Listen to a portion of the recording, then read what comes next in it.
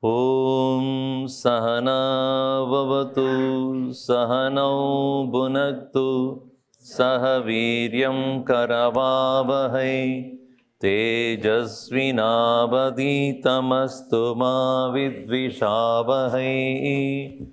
Om Shanti Shanti Shanti. Samasta Jana Kalyane Niratam Karunamayam Namami Chinmayam Devam Sadgurum Brahma Vidparam Anjana Nandanam Veeram Janaki Shokanashanam Kapisham Akshahantaram Vande Lanka Bhayankaram Manojavam Marutatulya Vegam Jitendriyam buddhimatam varishtam Vatatmajam vanarayuta mukyam Sri Ramadutam shirasa namami Yatra yatra raghunatha kirtanam Tatra tatra kritamastakāņjalim Bhashpavari paripurna lochanam Marutim namata rakshasantakam.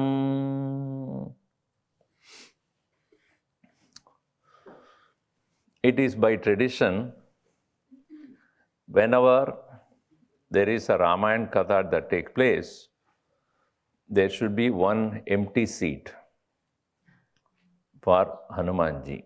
I think that is the seat for Hanumanji, no? Because yatra yatra, wherever, Raghunatha Kirtanam, Bhagavan's name is sung. Tatra, there, Krita Mastakaņjalim, with the bowing head, Bhagavan Hanumanji stays there. And his eyes are filled with tears. Bhashpavari paripurna lochanam marutim namata rakshasantakam. So Maruti, that is, Bhagavan Hanumanji is always present. When he was asked at the end of Ramavatar, when everybody started to leave by one, Sugriva went, Vibhishana also departed from there, Angada also very reluctantly he left the place. Then finally Hanumanji was looking, Bhagavan asked, how about you? I am not going anywhere. I am with you forever. So even when Bhagavan disappeared from his avatar, he said, I will take you to Saketapuri or Vaikunta. He said, no. See, there I will see you. Here in the earth, in the Bhuloka, I will see you through your devotees. And wherever your devotees sing your glory, I'll be there, listening to that story of yours and relive whatever we have gone through. So that is what I am going to do. That's why he is called one of the Chiranjeevis, ever living, always there. So yesterday we saw 4 important traits of Hanumanji. Anybody remembers? Dhriti, Drishti, Mati and Darshyam. Dhriti is determination. You take up something, you don't give up at all. That is called dhriti. Dharana dhritihi. You hold on. Drishti. You must focus on what you are planning to achieve. Keep your mind focused on the object or the purpose of one's own existence. I was just telling, when I entered Vancouver airport and landed here, they asked this first question in the board itself, why we are? I said, that's a very good question,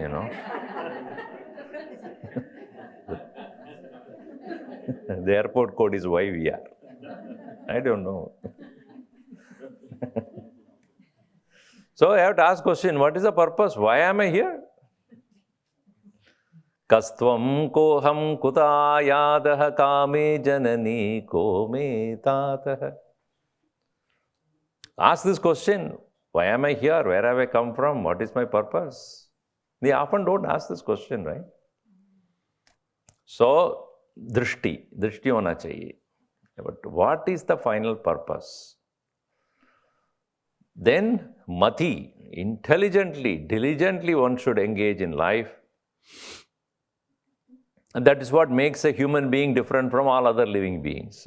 Because we can think and decide and change. What we do yesterday need not be done today also. We can change it. That choice is there. We don't need to live a mechanical life. We don't need to live exactly what we did yesterday. We can change it. That's what makes a person different from others, and such people alone becomes leaders of the society. Those who bring about a change. First of all, changing oneself, and then bringing about change around us. Gurudev said, you change, the world around you will also change. If you don't change, don't complain.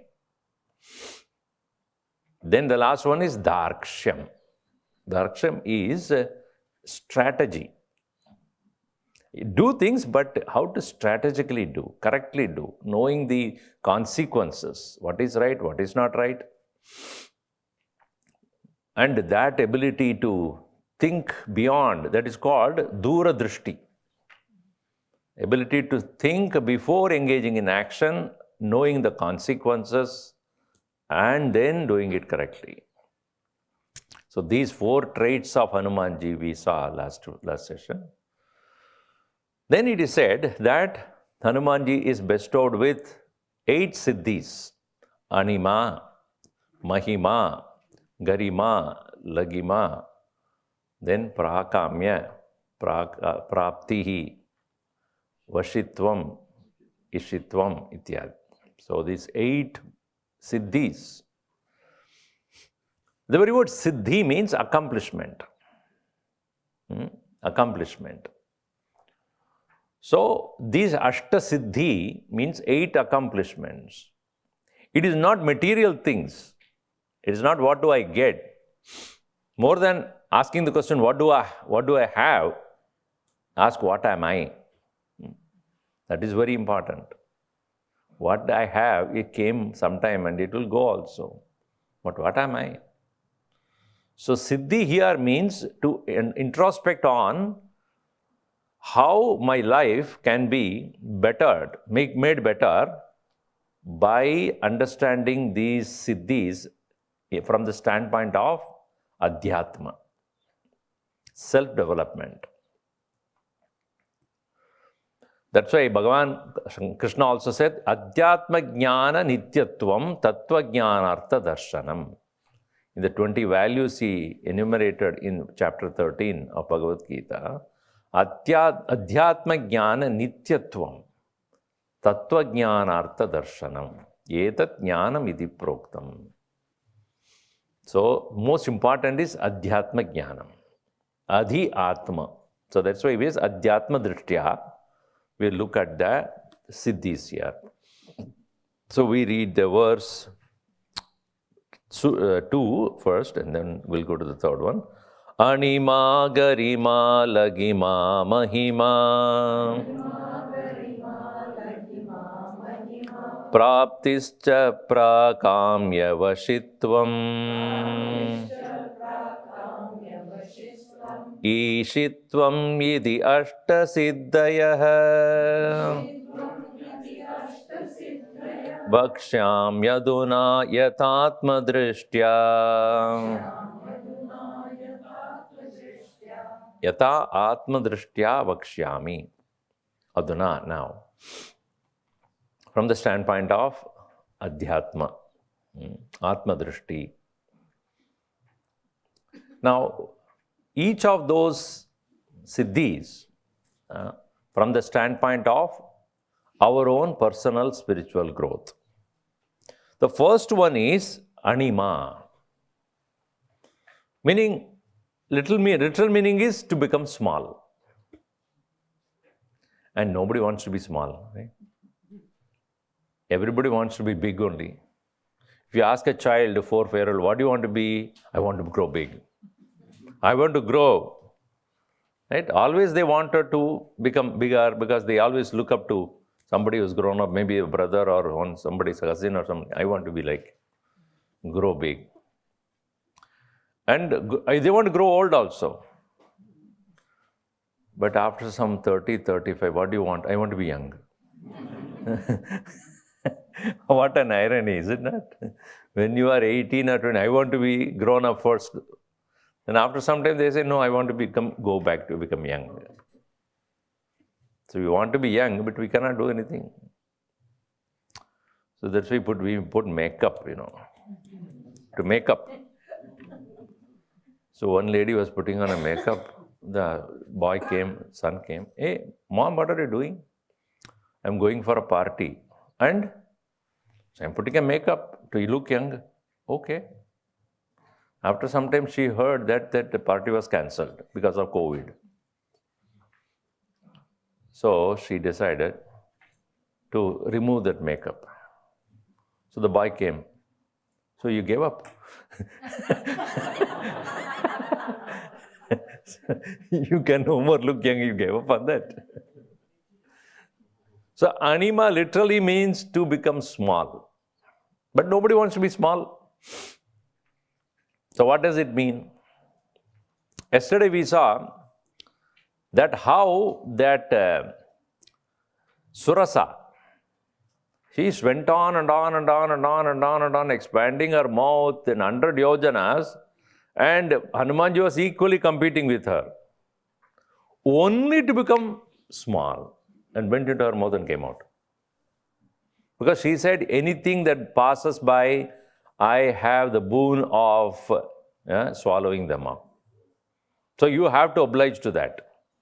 Yes, I obliged. I went inside and came out. But you didn't close. Now what can I do for that? So you see here, Jnana prasadad ahaminashane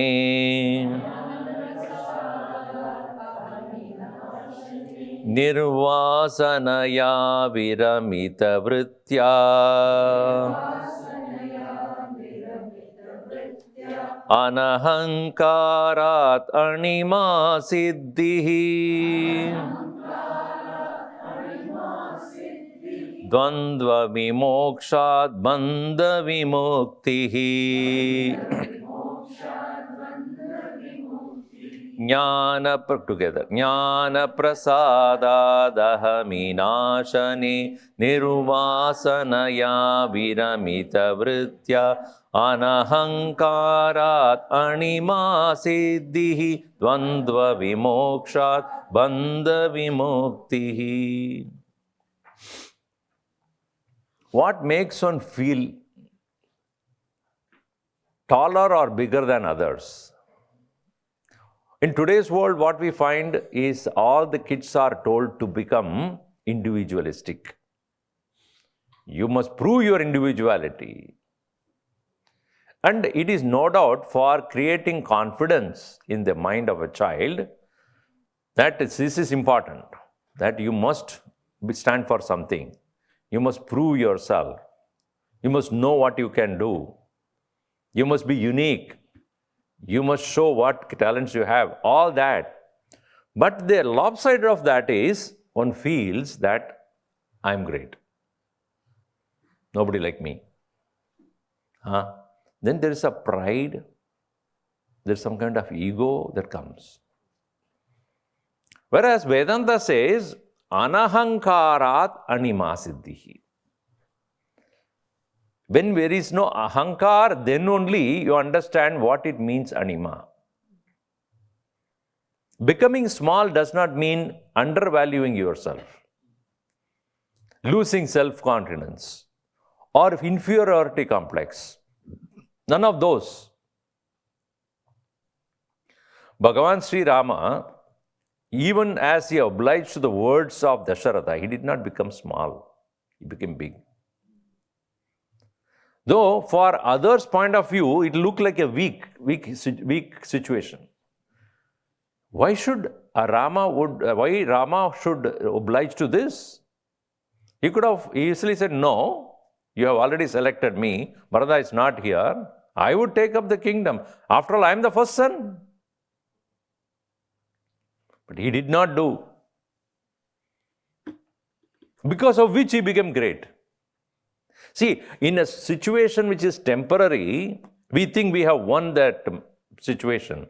But at the longer perception, when you look at it, when you lose your ego, you become great. In today's world, when you prove your ego, you are considered as great and strong. But in a perception which is a loftier perception, when you lose your ego alone, you are great. But how do we lose that ego, which is so strong? And see, what is the definition of ego? Let us understand.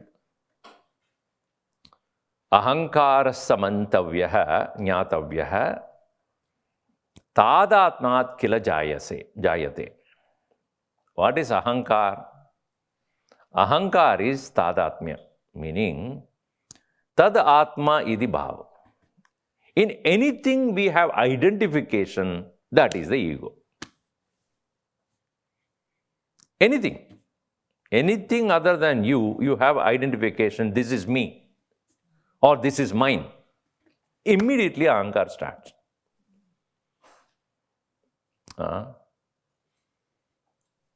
So, tadatmya buddhihi eva ahankaraha.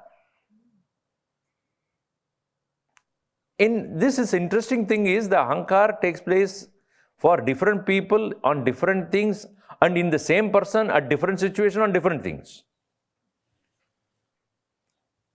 It is not necessarily the same all the time.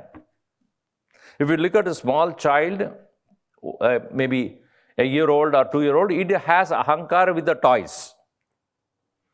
Is it not? Mine, I won't give you. So where does the idea of mine comes? So long as it is in the shop, it is not mine. The moment it is given to the hand of the child, immediately this is mine. You won't even share with the brother or sister. Mine. My chair. Some of you, maybe 2-3 days when you come regularly, my chair. Why are you sitting? अरे उसको आपका chair है तो temple का chair है. कुर्सी भी नहीं छोड़ता है. My chair. Why are you sitting in my chair? Who told you that it is your chair? So see how ahankar that it immediately catches. So many of you left your slippers there, but there is ahankar there also sitting there. So when you find somebody, who came later, they pushed your slippers to the other side. How dare you put my slippers somewhere else? My slippers? Ahankar wahan pe. You left your car there and came, right? In that car also you have ahankar. That car is ahankar. But that car you can leave, but this ahankar you cannot leave. Tadatmya. Anything you identify with. Now, at one level it is about objects. Another level, second it goes with the person, people. The mother would never leave that idea, this is my child, my son. And the daughter-in-law comes, she gets very agitated. What are you doing with my son? Understand, he's my husband. That is now. I have been taking care of him for so long. What do you know? It's not possible for the mother to give up the identification with that boy who's grown up 40 years now. And still, Mera beta, bacha, ahankar. में कुत्ता भी होता है. Dog and cat also they start that. So, at different situations, different things we identify. Some people identify with their culture, identify with their caste, they identify with their nationality, language. Is it not? You see what is the scope of this ahankar? So this ahankar which is there constantly on one thing or the other, that's what makes us feel secure. Many times we feel secure about it. If you are invited to a party where nobody, you know nobody, and nobody knows you, how will you feel? Lost. You may be great, you may be a person of whatever great achievement, but nobody knows you. What will you do? You feel so isolated, you know.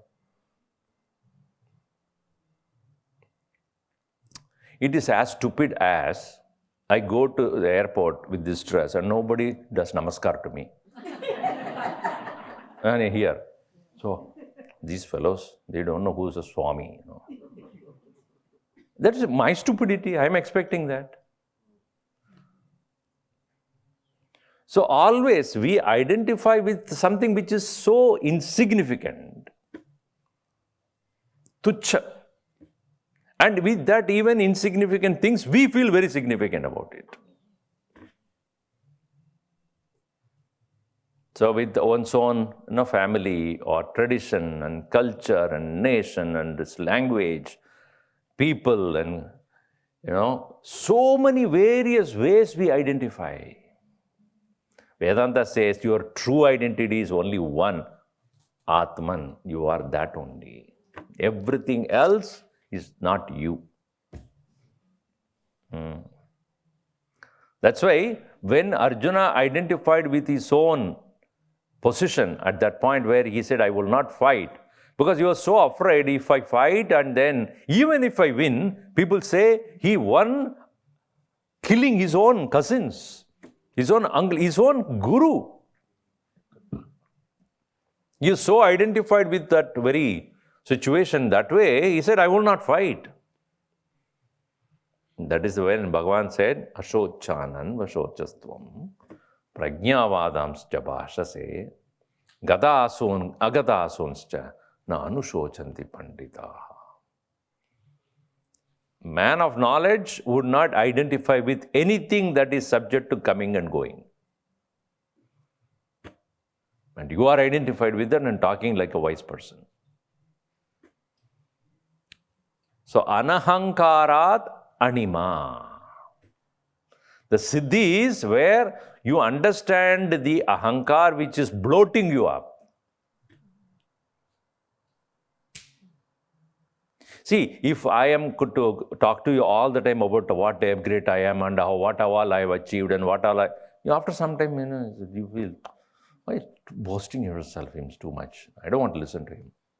Probably he will tolerate me for a while. Next time when I meet a person, he will just go on the other side, This fellow will start his Purana now. So nobody wants to be in the presence of person who has ahankar. Isn't that true? It's very egoistic. Not that you are better, but you can't tolerate somebody else's ego. So when do I really reduce my ego? Or when do I become small? Like Hanumanji did that. He became small not to become insignificant, but to win over a situation. He could become small only to show that I'm smarter than you. It is said that once a Mahatma was there, Kabir Das, and he had a few disciples with him. And in the city where he was living, a scholar came. And when the scholars meet, they constantly debate and try to win over the other. So this scholar, having understood about Kabir Das, about his standpoint on the philosophy of life, wanted to prove him wrong. So he came to the city, town or where he was living. And his disciples were very excited. Now we will have a hard debate, how our master can prove himself greater than this fellow who's visiting. So very excited, they went to Kabir Das and said, so-and-so have come and he is ready for this debate with you. What do you think? What you should do? What you will do? So Kabir Das smiled and said, where is he? He's staying in this place. Okay. Go and tell him that go and tell him that he's correct, I'm wrong, that he has won. So they were totally surprised. But the debate shuru bhi nahi hua. Debate has not even started. So, Maharaj, what are you saying? And go and tell him that he is right. So they went to him, and so that fellow was excited to see these disciples of Abel. Yeah, what, your guru is ready to debate with me? No, he said that you won. He didn't want to debate with you. So he became very arrogant. Oh, so, see, even before I opened the mouth, he accepted his defeat. The disciples obviously felt very bad about this. They came back. Kabirdas was sitting there. So they said, it didn't go well. What happened? Because he said that he won and he feels that he conquered you. He defeated you. Kabirdas said, nobody can win truth. Nobody can win truth. I stand by the truth. Therefore, even if he thinks that he defeated me, let him have that ego and enjoy it. I am fine. That is why it is said, Buddha janehi vada parityajyatam. Bhagavan Shankaracharya says, with men of wisdom, don't argue, because you know why? They won't. They will not argue with you because they know how ignorant you are. Therefore, they have no reason to argue and win you. There is no need. If the sun is brightly shining in the sky and if you say it doesn't exist, whose problem is that? So true, truth is always there, and if you try to pollute it with your own arguments, whatever, you may look that you have won by giving your arguments, but truth can never be obscured by words. Right? So men of wisdom, it may appear that they have got defeated because of they have no ahankar. But truly speaking, they are the true winners. Those who have conquered the ego are the true winners in any place. So here, how does it happen? Jnana prasadat. First line. By the grace of knowledge. Jnana prasadat ahaminashane. In the destruction of aham, in the destruction of ego, when does it happen? Jnana prasadat. By the grace of knowledge alone it will happen. Only when you are in the presence of men of wisdom, you know how much you don't know. When you are in the midst of the fools, you look that you know more. But when you are in the presence of men of knowledge, you realize how much you don't know. And men of knowledge, those who have conquered ego, are usually very quiet. Because they have nothing to argue, nothing to debate, nothing to prove. Bhagavan Krishna also said in Bhagavad Gita chapter 3, where he said, man of knowledge who understand karma is meant for purification of the mind will not argue with people who consider karma is to gain something in the world. Na buddhi bedam janayet ajnanam karma sanginam. Those people who are karma sangis, those who are doing action only for the result that they get, with them, a man of knowledge will not argue. Na buddhi bedam janayet ajnanam karma sanginam. And on the other hand, what does it do? Joshayet sarva karmani sangam tyaktva. So such people will work with them shoulder to shoulder. Vidwan yukta samacharan. See, when Gurudev was there, when we were all working for yajnas and various talks, etc., he will sit with us, discuss with us and do everything as though it is important to him. We all enjoyed his company, and he will plan for it and he'll discuss and then he will tell you what to do and all that. As though he is like anybody who is attached to a project. Only when you see the way he would work, At the end of it, if it goes well, it is fine. Even if it doesn't go well, he said, so what? Next time we'll do it. He absolutely would have no effect. Whether it's success or failure will have no effect on him. That is called karma asakti rahita swabhav. There is no karma asakti. So, jnana prasadad ahaminashane, what happens then? Nirvasanaya. Due to the absence of deep impression of desires.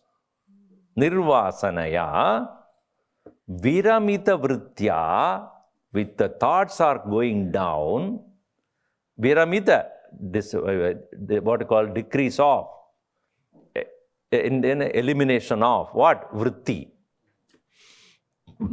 The mind has no more agitations of too many thoughts. Whenever and wherever we are in the presence of things that we identify with strongly, our mind can never be restful. Because our mind has gone into all that we are attached to. And that such a mind, if anything moves out of its place, immediately get disturbed. Because our ahankara has penetrated everything around us. The more identification, more restless the mind becomes. Let us say that you are going, you are on a travel and you are staying in a hotel or somewhere. And in the hotel you find some furnitures are dirty or something. Will you be disturbed? You come to this temple and things are all lying down all over there, behind you there. Are you disturbed? No. Dispassionate perception. Why? Because you have no ahankar about it. If you be the president of this temple and then you look, how dare people put that there? And you get disturbed. Why? There is identification. Isn't it? Once it so happened that a man with his two sons he had, and he was taking a rest in the night, deep in the night. Then one boy got up suddenly. Daddy, Daddy, Daddy. He said, what happened? Our house, next door, our house is burning.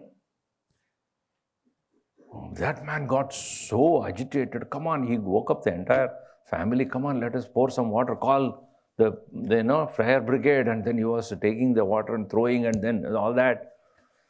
Then one of his boys, 3 boys he had, both of them, 2 of them are working. The third boy was just watching there and doing nothing. What? You're not thinking, what are you doing? Come on, help. Daddy, I have to tell you. What is there to talk about now? Do that. I have to tell you something. Please listen to me. Yes. Last week he sold the house.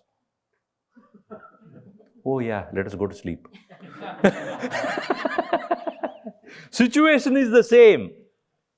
What happened in the mind? It is not mine. When the mind does not have the identity with that this is mine, of course, he will definitely go and get rid of the fire, but not with agitation. Why? Mera nahi hai na. So where there is mera, that's why one Mahatma has really said, Tera mera mera, tera tera mera mera, tera yehi Prabhu ki maya, isse kaun bach paya. You, me, you, me. This is what is Maya. So, where ahankar is not there, you continue to do the work, but not with agitations. That's what Bhagavan Krishna said. Tasmas asakta satatam karyam karma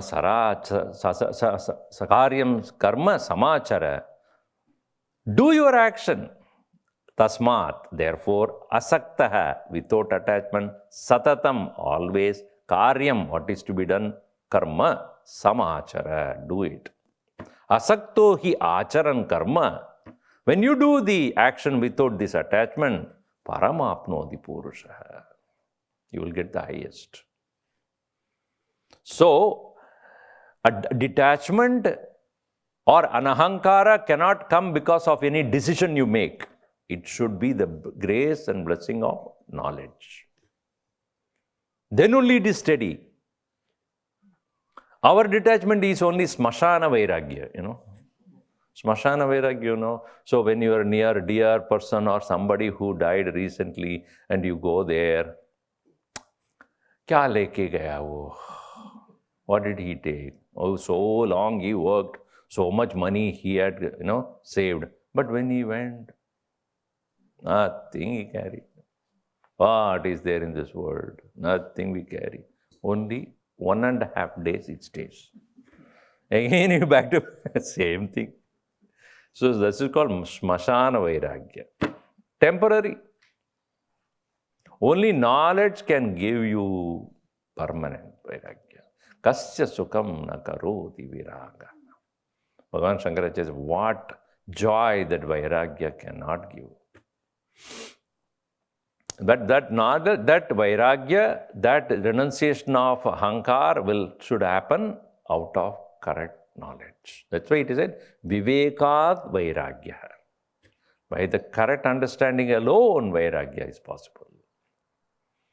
So, jnana prasadat ahaminashane nirvasanaya viramita vritya anahankarat anima siddhi. Then that very anahankara, absence of ego, will give you a perception of everything correctly. Dvandva vimoksha will take place. The pairs of duality, what is the pairs of duality? Good and bad, right and wrong, all these pairs of duality, which is what constitutes the world. The world cannot be without these pairs of contradictory dualities. What is called world of contrasts. Dvandva samuha. Day is there, night is there. Joy is there, sorrow is there. Birth is there, death is there. Good is there, bad is there. Light is there, darkness is there. One cannot live without the other, but they are opposite to each other. That is how the world is formed. When you understand correctly, both are equally there, and one is not to be cherished, another to be shunned. Both are there. I must stay knowing both of them are equally true and equally untrue also. Equally true because I experience. Equally untrue because one cannot stand the other. When one is there, the other cannot be there. If light is there, darkness cannot be there at the same time. Right? So, dvandva vimokshat, you come above that, knowing them to be equally, relatively unreal. So, dvandva vimokshat bandha vimuktihi, because of which there is release from bondage. Because our life is always about going after one and rejecting the other. That's why Nachiketa in Kathopanishad we see, he asked Yama, he says, I want to know how to overcome these pairs of dualities. I neither want dharma, not want adharma. Anyatra dharmat, anyatra adharmat, anyatra bhutacha bhavyacha, anyatra asmat krita akritat, yat tat pashyasi tadvada. His statement is very clear. What is beyond dharma and adharma? What is beyond cause and effect? What is beyond yesterday, today and tomorrow? That you tell me, which you know. So the reality is that which is not a part of the duality. It is above that. Once you understand that, then that out of jnanam, then only ahankar will go away. Then only identification will end. So, jnana prasadat ahaminashane nirvasanaya viramita vritya anahankarat anima siddhihi dvandva vimokshat bandha vimuktihi. Bondage is not physical.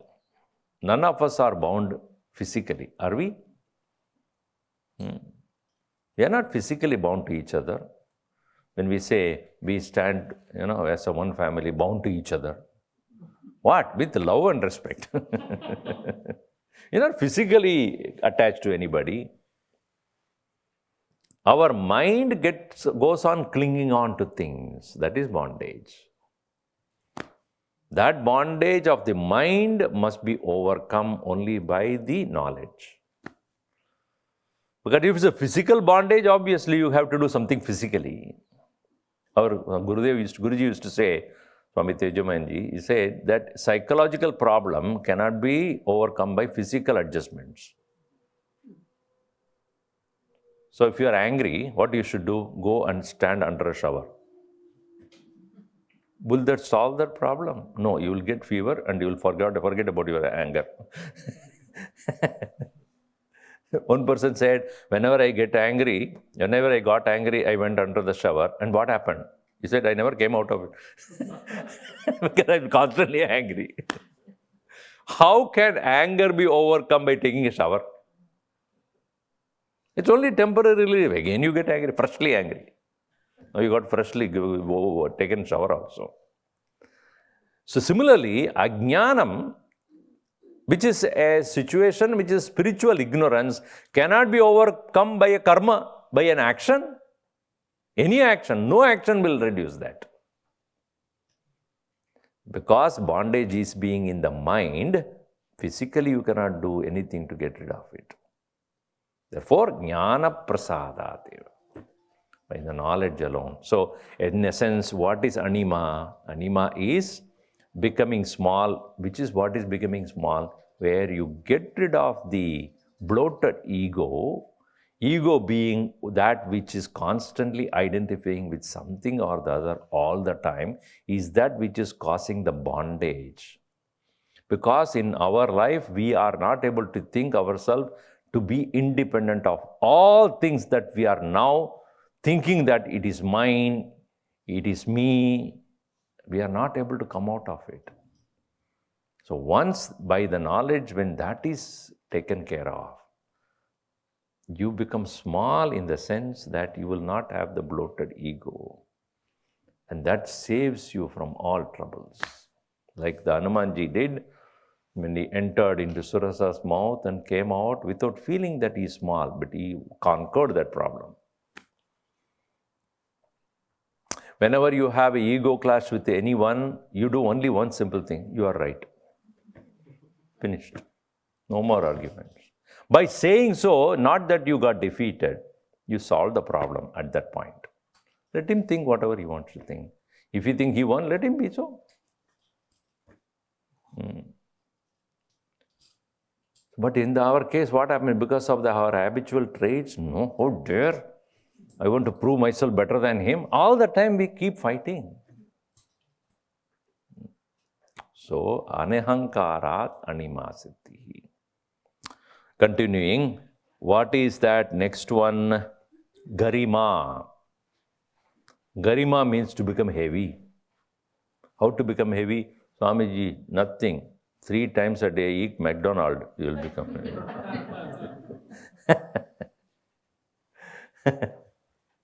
You will become heavy if you want it or not. We are not talking about that here. Bhagavad bhavita manasa prapta swanta shuddhihi garima siddhihi sanukamba hritayena sevanam Dina Janaya cha deva pujanam Bhagavad bhavita manasa prapta swanta shuddhihi karima siddhihi sanukampa hridayena sevanam Dina Janaya cha deva pujanam. Heaviness must be in your love. The love should become dense. What is that garima? Heaviness. Our heart should weigh with love. The heart should become heavy with devotion. Presently, our heart is heavy with our own agitations, sorrow. Right? I'm feeling very heavy. What? So many sorrows, Swamiji. It is said that Mahatmas are also feeling heavy. Because of what? Because of love for the people. How does it come? Bhagavat bhavita manasa. Bhavita means meditating. Bhagavat bhavita, mind meditating or thinking about the Lord. Taya manasa. So the manasa, with that manasa, tena manasa, prapta, obtained. What? Swanta shuddhi. The purity of mind. Only a pure mind can have compassion for others. Most of our compassion is actually selfish. I feel for this person. Most of us feel for other person because there is some element of satisfaction in ourselves. The worst scenario is that I feel for other person, so I want to do something so that everybody will notice that I am doing something for others. That is rajasic. Whereas a true love a person has means the mind has become so pure, there is no selfishness, therefore thinking and feeling for others become natural. There is no selfishness there, there is no wanting something or being even noticed. The famous story, as you all know, that one person was walking on the beach and he saw one Mahatma standing there, facing the ocean, and he was picking up the what do you call that? The crabs, which are there on the shore, and in a very rocky shore. So he was picking up and putting it back into the water. Picking up and putting back to the water. Again picking up, putting back to the water. Again the waves will come again, the crabs will come onto the shore again and get stuck in between the stones there. They will again picking up and putting it there. But in the process, they sting him. When he picks up, they will sting him. Oh. But anyway, he will put it there. So this person was looking at him. What are you trying to do? He said, these ones, they get stuck in this stone here, and without the water they cannot survive. So I am putting it back into the water. But they are stinking you. Don't you realize that? Are you not feeling the pain of it? He said, they are stinking me. That is their behavior, their nature, their swabhav. But helping them is my swabhav. So in our world, what we do is, we do not help those who do not have anything to do with us. We always do things only when we understand we will get in reciprocation something. If not today, tomorrow. Bhagavan Krishna says, true dhanam is where you don't think about it. True charity is where you don't even think that, what will I get out of this?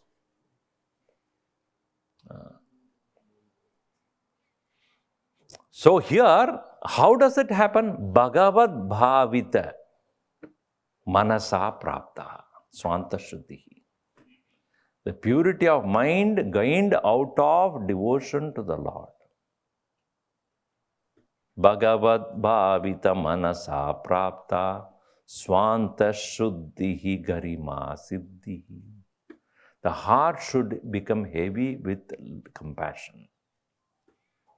Not with depression, not with complexities, not with sorrow. That is why it is said, the devotees of the Lord also cry. Out of thinking about the Lord, we also cry. Out of thinking about ourselves. When you are thinking about your own failures, your own shortcomings, your own problems, and when you cry, your tears will become warm and hot. When you cry out of thinking about the Lord and His grace and His compassion, His love, your tears will become cold. So next time when you are crying, have a what is it called? Thermometer. Check. If it is warm, understand it is anguish, frustration, failure. If it is cold, that's good. That means you are thinking about Bhagavan. So, sa anukampa, along with compassion. Anukampana means compassion. Sa anukampa hridayena. With the heart that is filled with this compassion, sevanam, serving the people, dina janaya sevanam, for those people who really need your help, those people who has no other way to go, nowhere to go, to serve them with love and compassion, that is what is referred here as Deva Pujanam. That is true worship of God. See, in the name of worship of God, what we do is only ritual.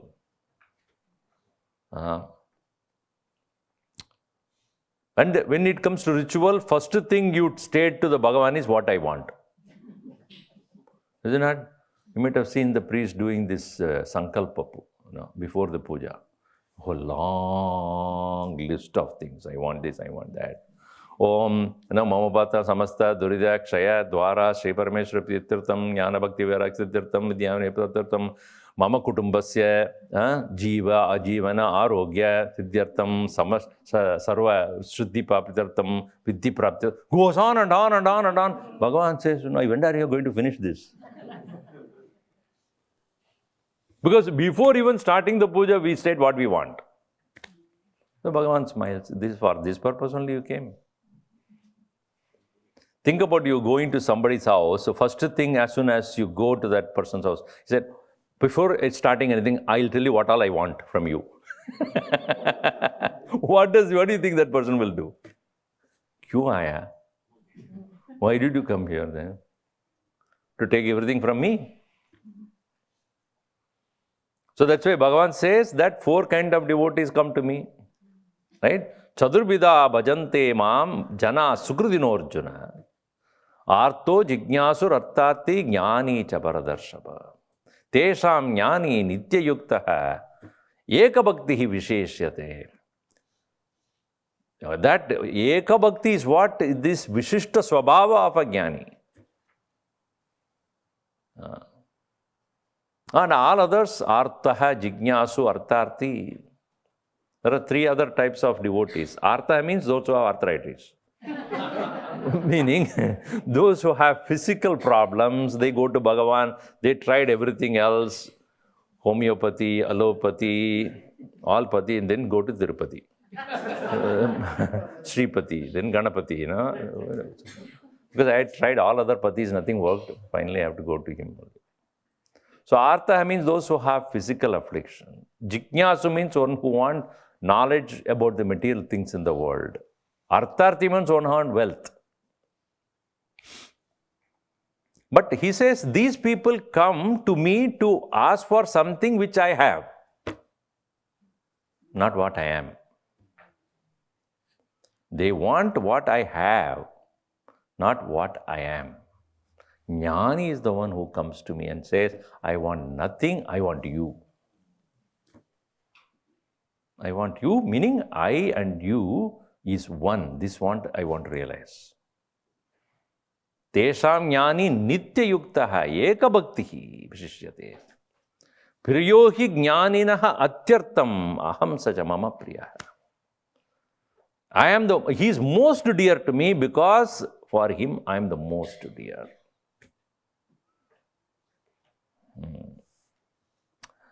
So when do we really get that devotion to the Lord? When we want nothing from Him.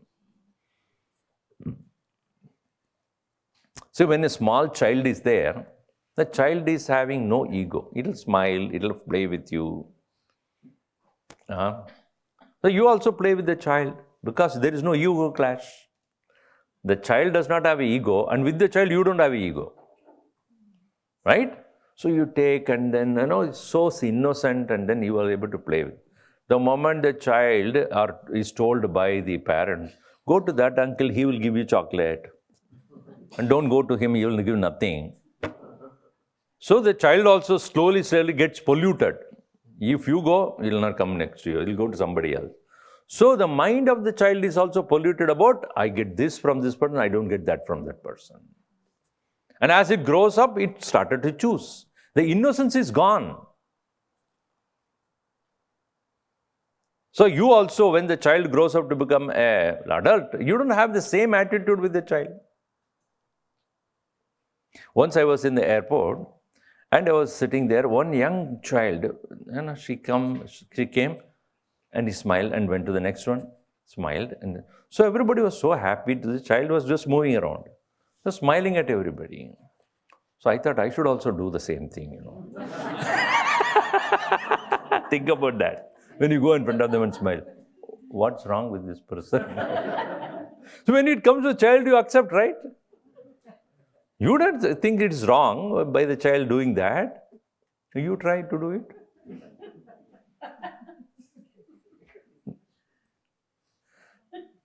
So, see, understand that. You know the child has no ego there.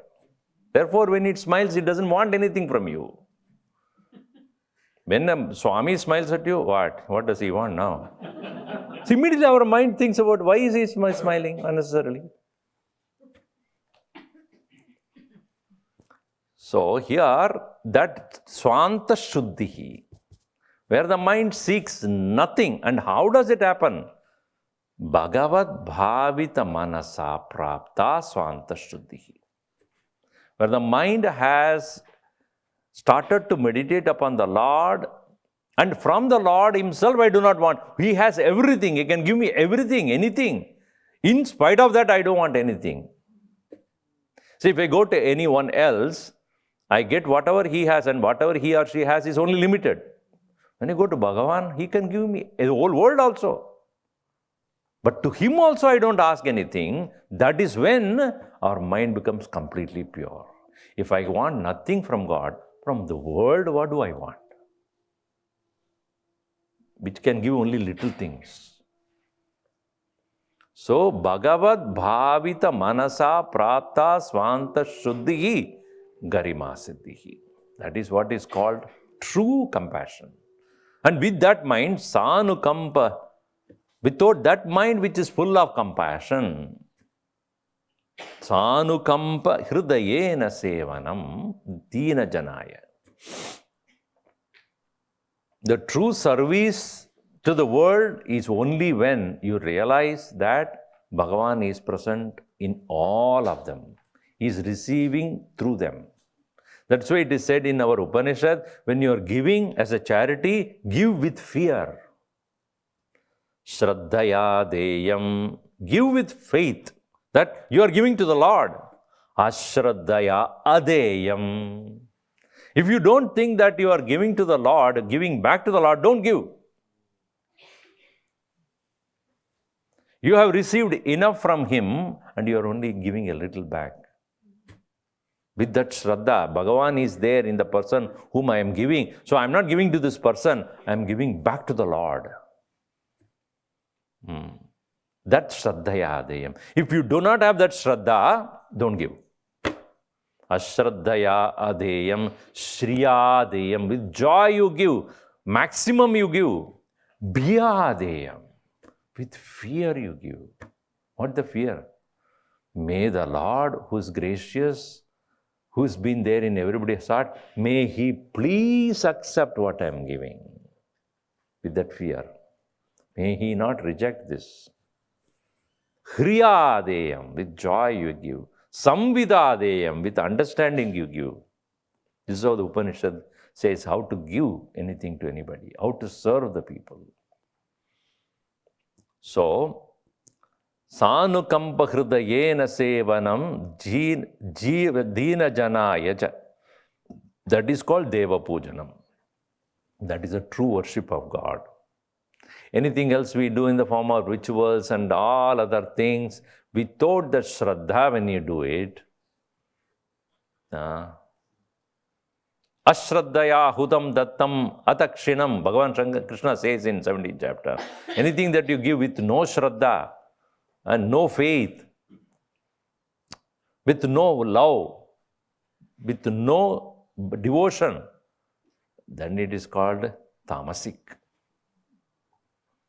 Satvik, Rajasic, Tamasik. It is sick only. Such people, even if they do the right thing, they do not really get the benefit out of it.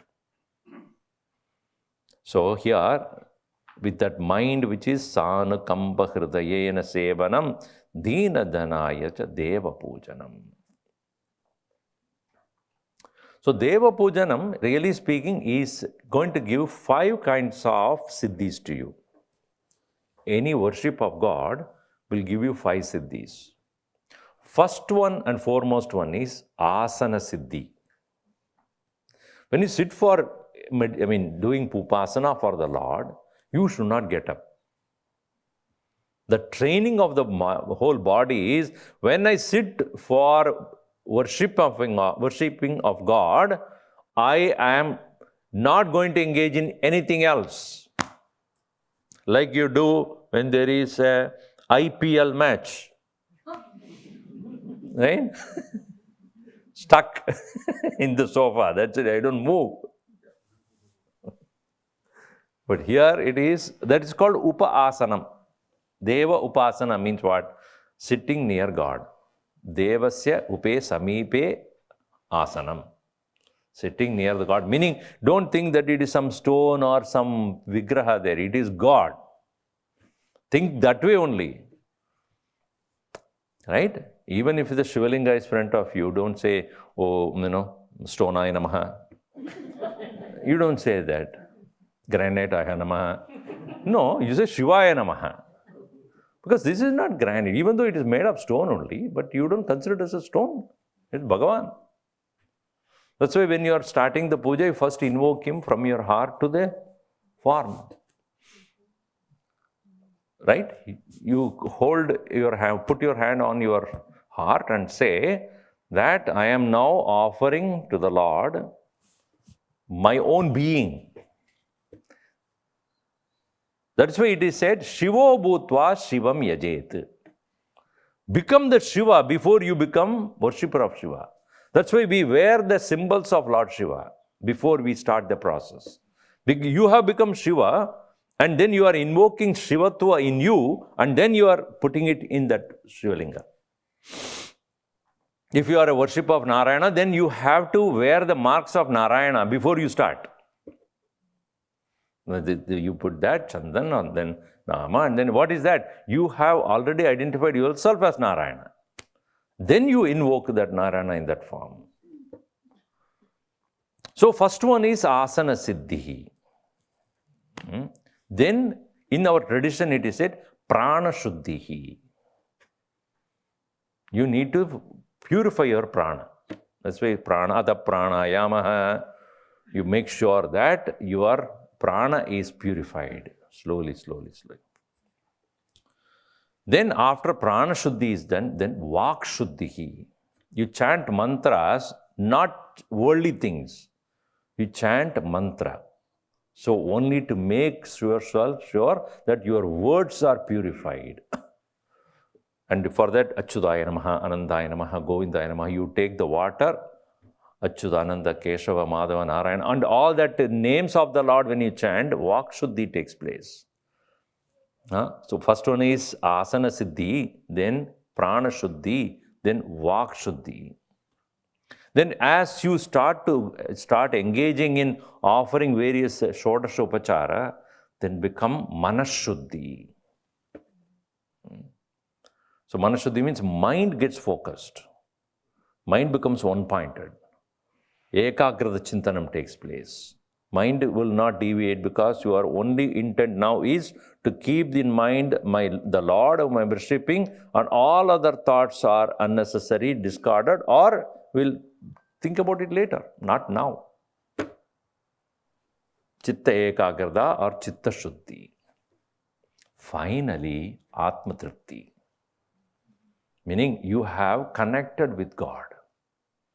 You have created the link between you and the Lord. These are the 5 things happens in a Deva Pujanam. Now, many times people say these are all, merely, traditionally sitting there and doing some chanting something and then some ritual that, no, it is not a mechanical ritual. It is a connecting yourself with the Lord. A link you create. It is like you have not called your cousin or an uncle for a long time. How difficult it is to talk to that person after a long time of no conversation. Right? You have to reconnect. But when you are talking to the person every day, it is easy to communicate with that person. In the same way, when I ask you to close your eyes and think about God, which one? Why? Because my mind is not thinking about it any time. Obviously, you will wonder. And some people have the peculiar habit. Monday, Shiva. Tuesday, Ganesha. Wednesday, Krishna. And Thursday, Guru. Friday, Mata. Saturday, Hanuman. Sunday, Chutti. If you think like that, then you will not immediately connect it. So have one Ishta Devata, one particular form of God as the main, and then only the Upasana will become steady and continuous. Don't keep on changing. So Deva Pujanam, once you have gained the access and link to the Lord, then when you are serving the people who need the help of you, and don't even think that you are helping them, that you are giving back to the Lord. So when you are serving the poor also, the mind will think of Bhagavan, whom I worship every day, is himself, he is here in front of me. Let me give what I can give. How I can help. So it is not just a physical act of giving, it is a mind getting connected to the Lord whom you have been worshipping. So that is the reason why the heart becomes filled with love. That is called Garima. The heaviness of the heart, not out of desperation, not out of anger or frustration and helplessness. It is out of pure love. So, Bhagavad Bhavita Manasa Prapta Swanta Shuddhihi Garima Siddhihi Sanukamba Hridayena Sevanam Dina Janaya Cha Deva Pujanam. This is the second siddhi, Garima. Now we'll proceed to the next one. Next one is called Lagima. How to become light. You've seen how to become heavy, how to become light. We all like light-hearted conversation, right? Where one is not, talking ill of anybody or making fun of someone. Or it is a light-hearted conversation. It is very joyful. How to become always with that light-heartedness? How to take yourself easily? So now you see, Ahanta mamata vyavaharika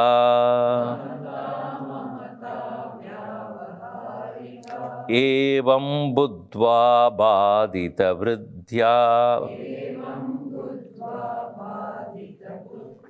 Lagavena hi lagima siddhihi Sahaja jivanam hi jivan muktihi Ahanta mamata vyavaharika evam buddhva bhatita buddhya lagavena hi lagima siddhihi sahasa jivanam hi jivan muktihi. I think yesterday also I touched upon this point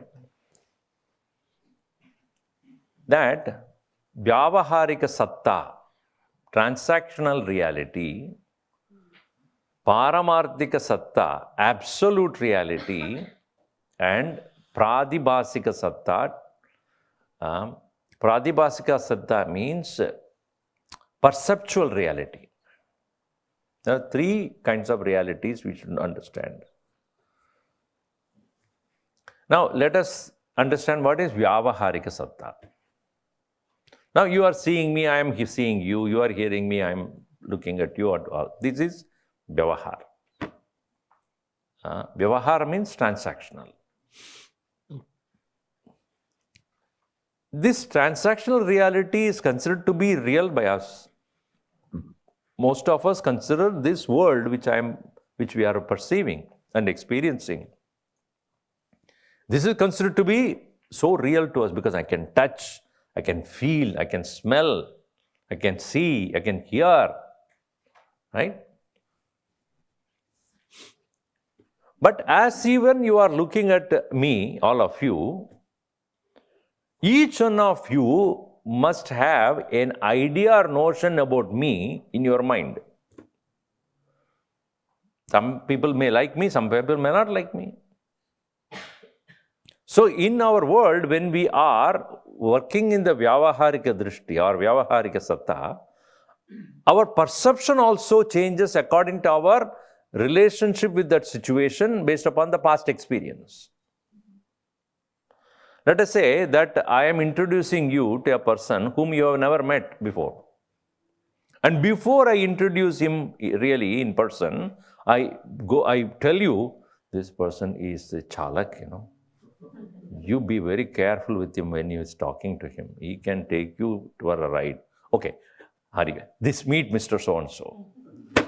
Now, when I introduce you, you already have been given a perception about that person.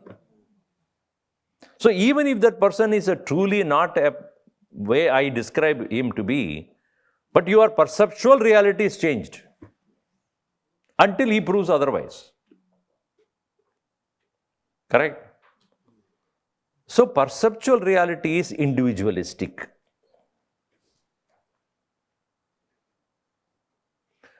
Transactional reality is relative. And Paramarthika Satya is universal and absolute.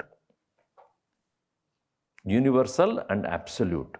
Nobody can change that.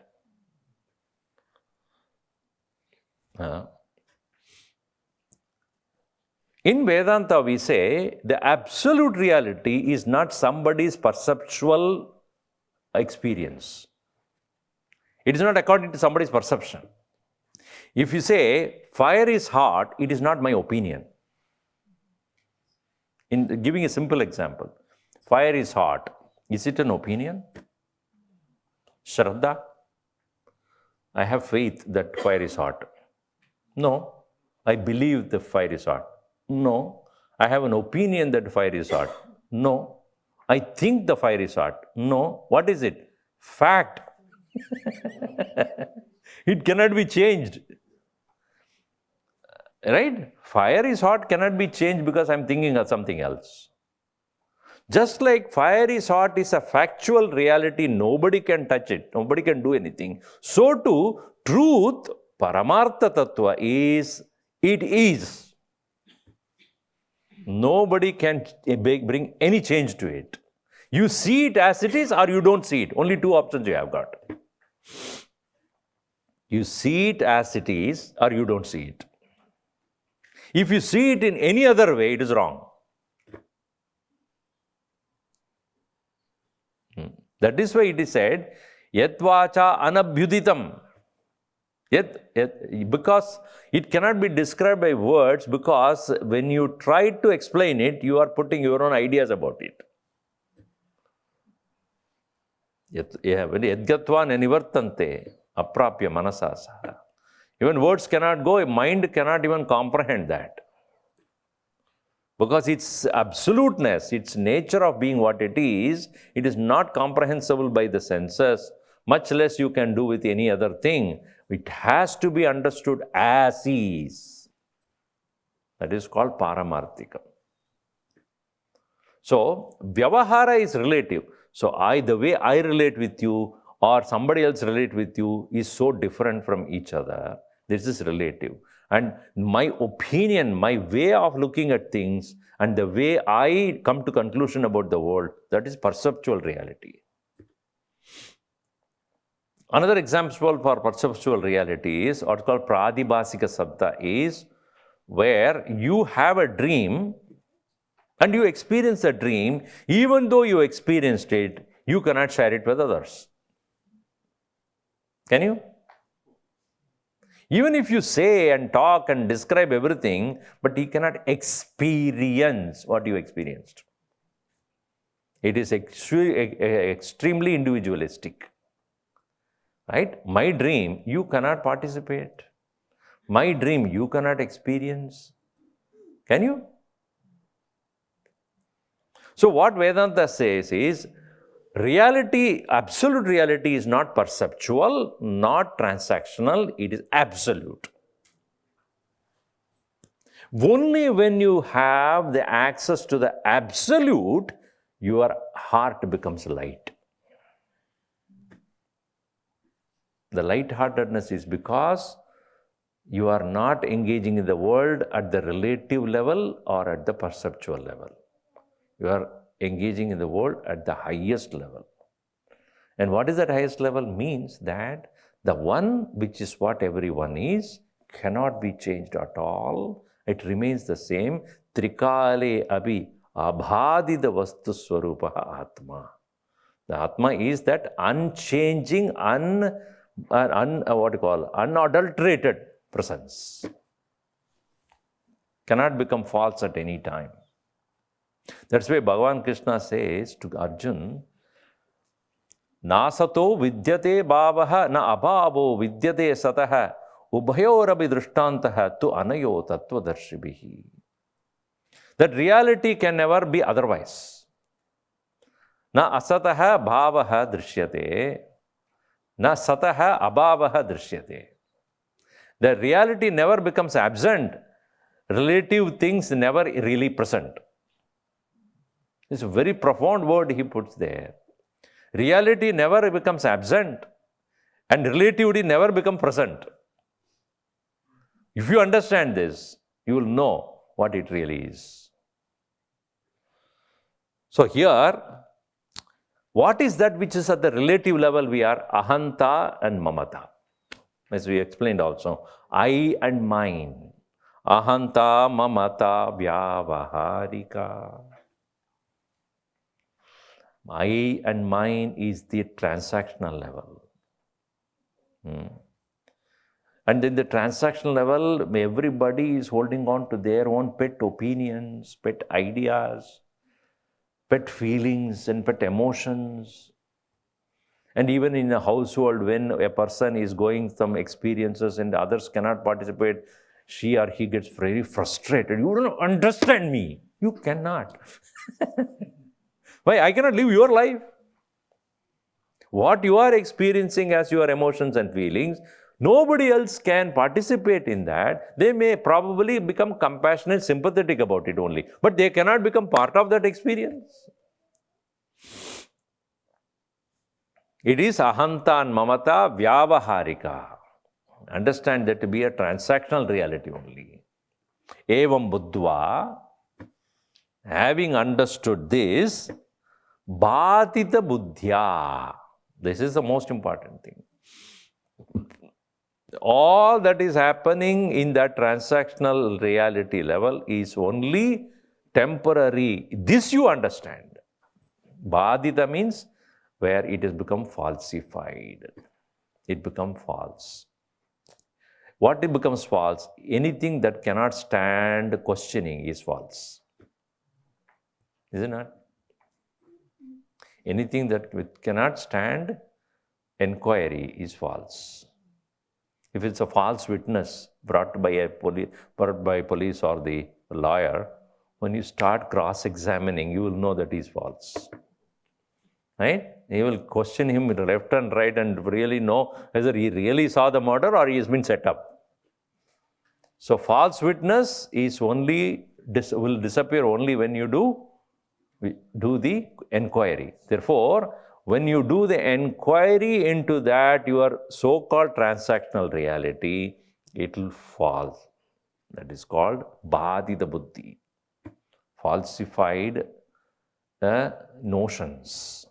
So with that, ahanta mamata vyavaharika evam buddhva bhatita buddhya. More of it I'll have to explain to you in detail, because how to do the enquiry, kaisa vichar karna hai.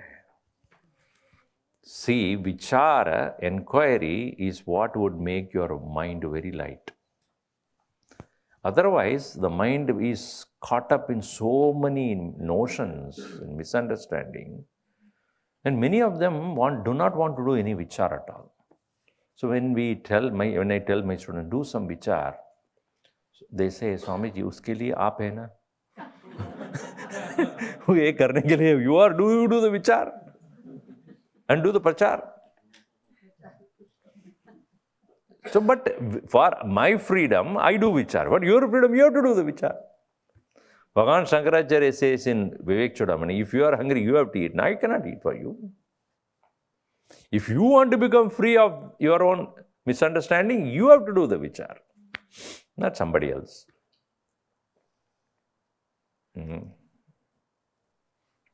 We'll see more of it in the next session.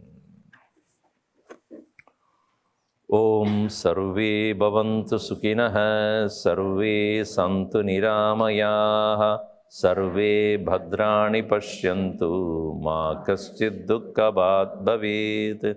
Om shanti shanti shanti. Hari Om Shri Gurubhyo Namaha. Hari Om.